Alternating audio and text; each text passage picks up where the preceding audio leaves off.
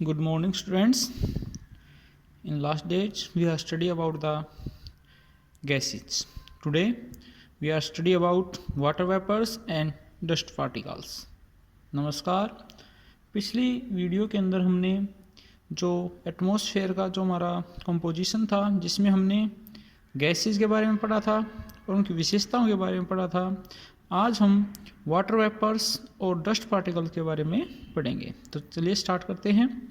So far we have been discussing gases of dry air. इससे पहले हमने जो हमारे वायुमंडल के अंदर जो गैसेज पाई जाती थी उनके बारे में क्या किया था, डिस्कस किया था। But there is water vapours also present in the air which are perhaps more important than any other gases. कि भाई ये जो हमारे इसके अलावा जो हमारा वायुमंडल है उसके अंदर क्या पाए जाते हैं, हमारे जो वाटर वेपर्स हैं वे क्या हैं, पाए जाते हैं, जो गैसों की तरह क्या है, दूसरी गैसों की तरह बहुत ज़्यादा इंपॉर्टेंट है। The average amount of water vapours is nearly 2.2% of the atmosphere by volume. कि जो हमारा वायुमंडल है उसके अंदर कि उसके द्रव्यमान में, वॉल्यूम का मतलब द्रव्यमान, उसमें क्या है कम से कम एवरेज औसत रूप से कितने पाए जाते हैं, हमारे 2% वाटर वेपर से हमेशा मौजूद रहते हैं। It may vary from 4% in the warm and wet tropic to less than 1% in dry and cold areas of desert and the polar regions.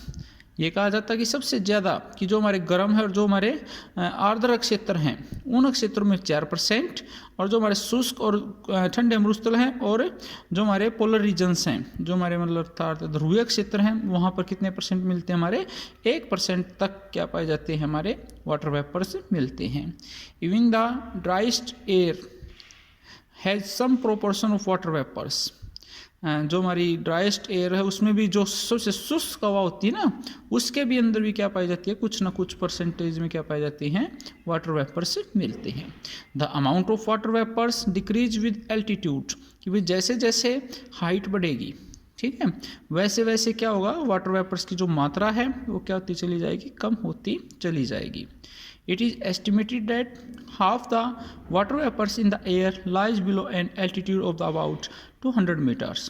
ये माना जाता है कि ये अनुमान लगाया जाता है कि भाई आधे से ज़्यादा जो वाटर वेपर्स हैं वे हमारे वायुमंडल में कितनी किलोमीटर की गहराई नीचाई तक पाए जाते हैं, 2 किलोमीटर से नीचे नीचे ही क्या हैं, पाए जाते हैं। Nearly 90% of the lies below 6 kilometre of the atmosphere. और 90% तक जो हमारे वाटर वेपर्स हैं वे कहाँ तक मिलते हैं, 9 किलोमीटर की ऊंचाई तक पाए जाते हैं। It also decrease from the equator towards the poles.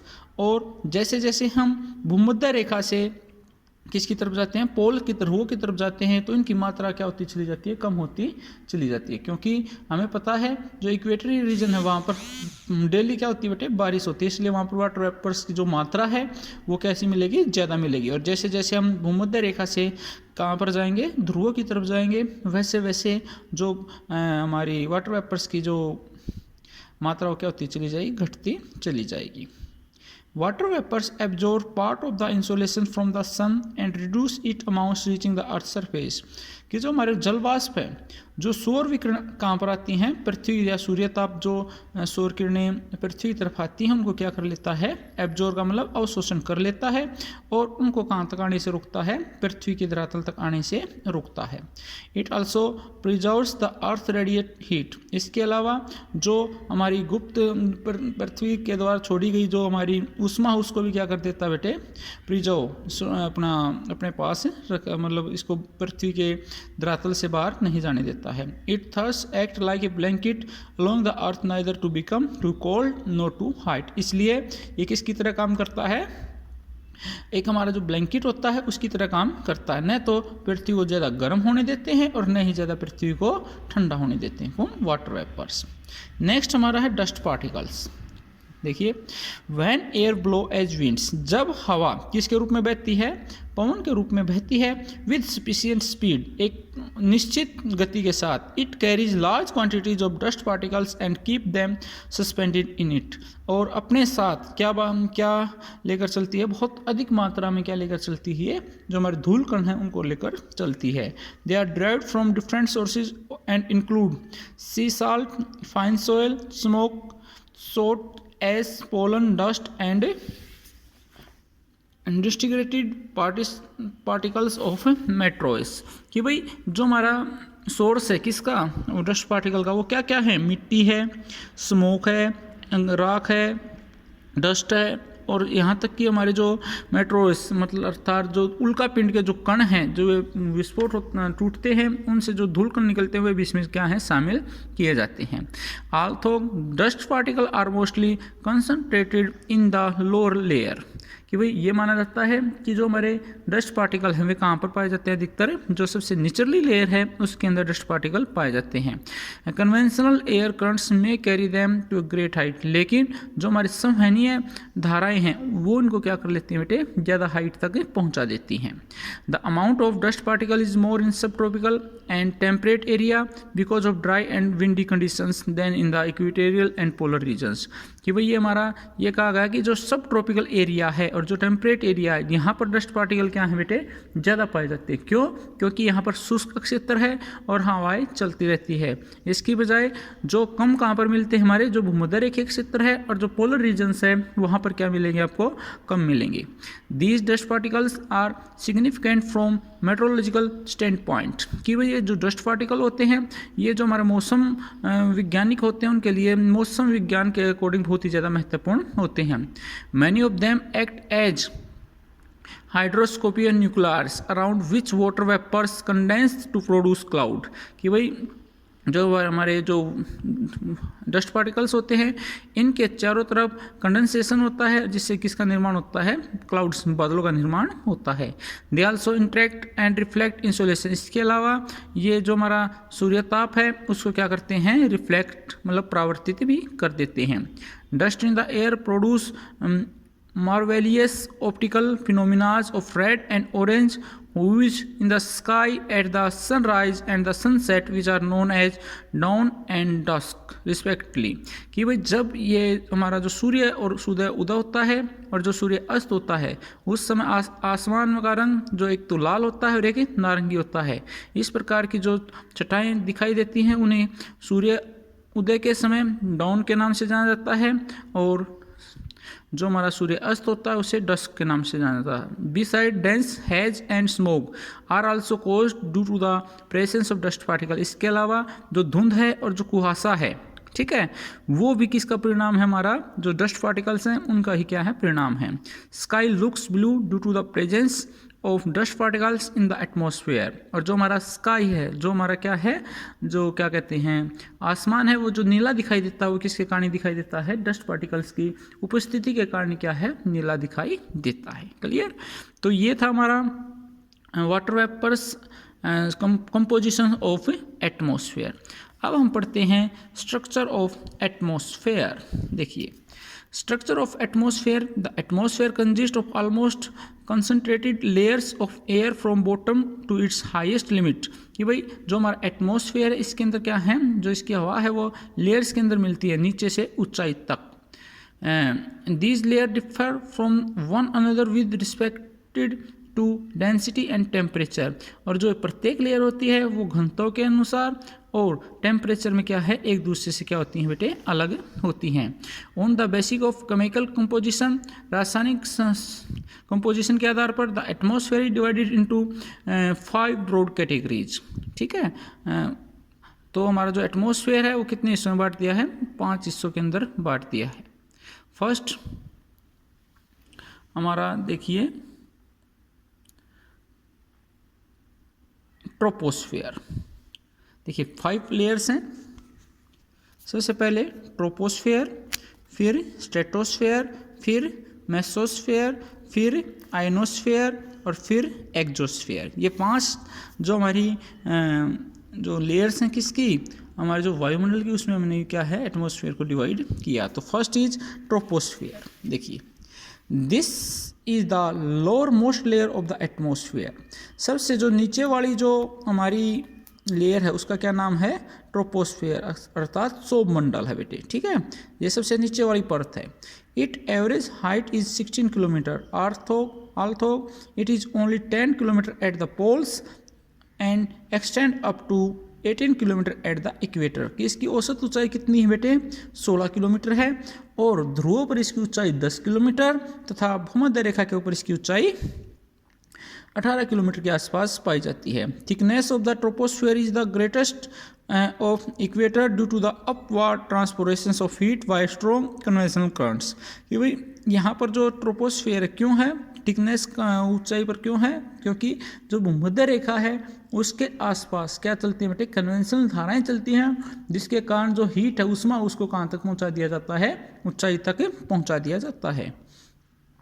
The height of troposphere at a given latitude is greater in summer than in winter, कि भाई जो हमारी ट्रोपोस्फेयर की ऊंचाई है वो ग्रेटर इन समर, जो हमारी ऊंचाई किस में ज़्यादा मिलेगी, समर में ज़्यादा, विंटर में कम। Temperature decrease with height in this layer, कि इस लेयर के अंदर जो ऊंचाई के साथ साथ क्या घटता है, तापमान में कमी आती है, रफली at the rate of 1 degree Celsius और 165 मीटर और 0.65 डिग्री सेल्सियस पर 100 मीटर ऑफ एसेट्स। ये कहा जाता है कि भाई 1 किलोमीटर की हाइट पर अबाउट 165 मीटर की हाइट पर 1 डिग्री सेल्सियस क्या हो जाता है बेटे, तापमान कम हो जाता है, इसलिए this is known as normal lapse rate, इसलिए इसे क्या कहा जाता है, तापमान की सामान्य ह्रास दर के नाम से जाना जाता है। This is most important layer for man, ये सबसे महत्वपूर्ण है, क्यों है, this layer content dust particles and over 90% of the earth water vapours, कि इसी लेयर के अंदर भाई 90% तक डस्ट पार्टिकल, और जो हमारे सभी डस्ट पार्टिकल्स और जो 90% तक वाटर वेपर्स हैं वो इसी लेयर के अंदर क्या हैं, पाए जाते हैं। Clear. All visual atmospheric process leading to various climate and weather condition take place in the layer, कि और जो हमारी वायुमंडलीय घटनाएं हैं वे भी इसी के अंदर क्या होती है बेटे, घटित होती हैं, इसलिए ये सबसे ज़्यादा क्या है, महत्वपूर्ण है। नेक्स्ट हमारा स्ट्रेटोस्फेयर, समताप मंडल। It extend a height of 50 kilometre, इसकी जो ऊंचाई है वो कितनी है बेटे, 50 किलोमीटर तक है। It is thicker at the poles than the equator, कि भाई ये जो थिकर है कहाँ पर है, पोल्स पे है, उसके बाद कम कहाँ पर है, इक्वेटर पर है। The temperature remain almost constant in the lower portions up to a height of 20 kilometre, कि भाई 20 किलोमीटर की हाइट तक इसमें किसी भी प्रकार की क्या नहीं होती बेटे, तापमान में कोई बदलाव नहीं आता। Consequently it is known as stratosphere, इसलिए इसे किसके नाम से जाना जाता है, समताप मंडल के नाम से जाना जाता है। After it gradually increase up to a height of 50 kilometre due to the presence of ozone gas which absorb sun ultraviolet rays, the temperature rise to about 0 degree at the upper limit of the stratosphere at the level of troposphere, कि भाई इसके अंदर 50 kilometre की height तक, उसके बाद 20 kilometre की height के बाद क्या होना शुरू हो जाता है बेटे, जो हमारा तापमान है वो बढ़ना शुरू हो जाता है। क्यों, क्योंकि जो हमारा इस लेयर के अंदर 20 से 25 किलोमीटर की हाइट पर क्या मिलती है, हमें ओजोन गैस मिलती है, और जो ओजोन गैस है वो क्या करती है बेटे, सूर्य से आने वाली जो किरणें हैं उनको क्या कर लेती है, एब्जॉर्ब कर लेती है। क्लियर। उसके बाद आते हैं इसलिए, और जो हमारी अपर लिमिट है, सबसे ऊपर वाली लिमिट है, उसके अंदर जो हमारा तापमान होता है वो कितना होता है, 0 डिग्री सेल्सियस के आसपास होता है। There are particularly no clouds, यहाँ पर क्या नहीं होते, न तो बादल होते हैं, न कन्वेंशनल करंट्स होते समय, न धाराएं चलती हैं, तरंगे। इसके अलावा थंडरिंग एंड लाइटनिंग, न तो तूफान आते हैं, न यहाँ पर कोई बिजली की चमक होती है, वाटर वेपर्स भी नहीं मिलते, डस्ट पार्टिकल्स भी नहीं मिलते, एक्सेट्रा इन द लेयर। इसलिए the air moves in almost A horizontal direction, इसलिए हवा कैसी चलती है बेटे, हॉरिजॉन्टली चलती है, ऊर्ध्वाधर चलती है। The upper most limits of stratosphere is called stratopause, इसलिए इसकी जो ऊपर वाली जो लिमिट है, मतलब स्ट्रेटोस्फेयर की जो ऊपरी सीमा, उसके समताप सीमा के नाम से क्या है, जाना जाता है। It contains maximum ozone gas, तो ये कहाँ पर इस लेयर के अंदर कौन सी गैस मिलती है बेटे, ओजोन गैस मिलती है। इसके अंदर देखिए भाई, नो क्लाउड्स, कन्वेंशनल करंट्स नहीं होती, इसलिए जो हमारे एरोप्लेन्स फ्लाई करते हैं वो किस लेयर में करते हैं, स्ट्रेटोस्फेयर के अंदर ही क्या है, करते हैं। क्लियर। उसके बाद आता हमारा मेसोस्फेयर। देखिए, it lies above the stratosphere ये किसके ऊपर मिलती है भाई, स्ट्रेटोस्फेयर के ऊपर मिलती है। एक्सटेंड फ्रॉम 50 to 90 किलोमीटर, इसकी जो ऊंचाई हो कितनी है बेटे, 50 से 90 किलोमीटर तक है। Temperature decrease with height in this layer and fall down to 1-110 degree celsius at the height of 80 to 90 kilometre, कि इसमें ऊंचाई के साथ साथ क्या घटता है बेटे, तापमान घटता है और 80 से 90 किलोमीटर की हाइट तक कितना पहुंच जाता है बेटे, -110 डिग्री सेल्सियस तक क्या पहुंच जाता है, तापमान पहुंच जाता है। Mesosphere display high wispy clouds in the high latitude during summer due to the reflect sunlight from meteoric dust particles, कि इसके अंदर वही जो हमारे विस्पी क्लाउड्स हैं, जो हमारे कपासी मेघ हैं, वे यहाँ पर क्या हैं, पाए जाते हैं ज़्यादा ऊंचाई के ऊपर।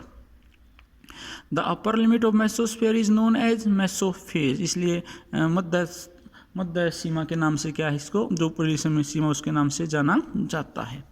उसके बाद आता हमारा ionosphere. It extend from 100 kilometre to 400 kilometre, इसकी जो ऊंचाई है वो कितनी बेटे, 100 किलोमीटर से लेकर अपना 400 किलोमीटर की हाइट तक है। एंड लाइज अबाउट मेसोस्फेयर, और किसके ऊपर पाई जाती है, एंड लाइज अबोव मेसोस्फेयर, और मेसोस्फेयर के ऊपर पाई जाती है। It contains electrical charge particles, इसके अंदर वही जो हमारे विद्युतीय तरंगे चार्ज जो तत्व हुए पाए जाते हैं, which is are known as ions, जिसको किसके नाम से जाना जाता है बेटे, आयंस के नाम से जाना जाता है। Hence this layer is called ionosphere, इसलिए इसे किसके नाम से जाना जाता है, आयनोस्फेयर, आयन मंडल के नाम से जाना जाता है। The maximum concentrations of ionised particles occur at 250 kilometre, तो जो अधिकतर जो आयंस हैं वे कहाँ पर मिलते हैं बेटे, 250 किलोमीटर की हाइट तक क्या है, पाए जाते हैं। Waves transmitted from the earth are reflected back to the earth by this layer, इसके अंदर से जो इलेक्ट्रिक वेव्स आती हैं अर्थ से, यहाँ से क्या कर दी जाती हैं, वापस अर्थ के ऊपर भेज दी जाती है। Temperature again start increase with height, इसमें ऊंचाई के साथ साथ दोबारा से क्या बढ़ना शुरू हो जाएगा बेटे, तापमान बढ़ना शुरू हो जाता है, because of radiation from the sun, क्योंकि यहाँ पर जो रेडिएशन है वो ज़्यादा आती है। उसके बाद एक्सोस्फेयर, बाहरी मंडल। The uppermost layer of the atmosphere extending beyond the ionosphere above a height of about 400 kilometre is known as the exosphere, कि वो सबसे ऊपरी लेयर और जो हमारी आयनोस्फेयर के ऊपर जो आयन मंडल है उससे ऊपर वाली जो लेयर है जो 400 किलोमीटर की ऊंचाई से ज़्यादा पाई जाती है, उसे क्या कहा जाता है बेटे, बाहरी मंडल के नाम से जाना जाता है।